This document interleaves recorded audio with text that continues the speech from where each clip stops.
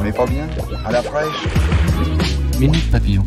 Bonsoir, c'est Anne-Laetitia Béraud. Bon retour dans Minute Papillon, le flash de 18h20 de ce lundi 22 octobre.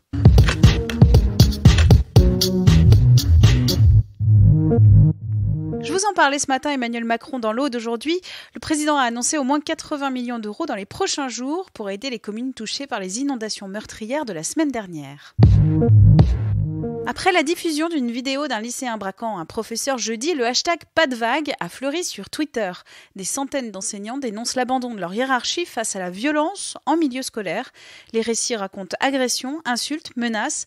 Ce matin, sur France Info, le ministre de l'Éducation Jean-Michel Blanquer a appelé les enseignants à signaler toutes les violences. Affaiblie par sa dette, l'enseigne de prêt-à-porter Camaïeu, placée sous procédure de sauvegarde, rapporte Challenge. Le magazine rappelle qu'en 8 ans, les ventes textiles en France ont baissé de 14% et que les champions nationaux d'hier sont en chute libre. La raison, avoir manqué le tournant digital, alors que Zalando, Vente Privée ou Amazon sont devenus redoutables sur Internet. Les barrières de péage bientôt supprimées.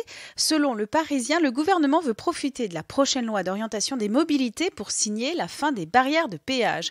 Le but, fluidifier le trafic automobile, limiter la pollution. Les paiements se feraient automatiquement par la lecture d'un badge, d'une vignette ou de la plaque d'immatriculation. Et contre la fraude, une augmentation des sanctions. Et en parlant de transport, le prix des carburants a reflué. Le gazole, le carburant le plus vendu en France, s'affiche en moyenne à 1,52 € le litre, soit environ 1 centime de moins que la semaime précédente. Pas de troisième saison pour la série Luke Cage, héros Marvel diffusé sur Netflix. Le clap de fin intervient après l'annonce de l'arrêt d'Iron First, rapporte le site Deadline.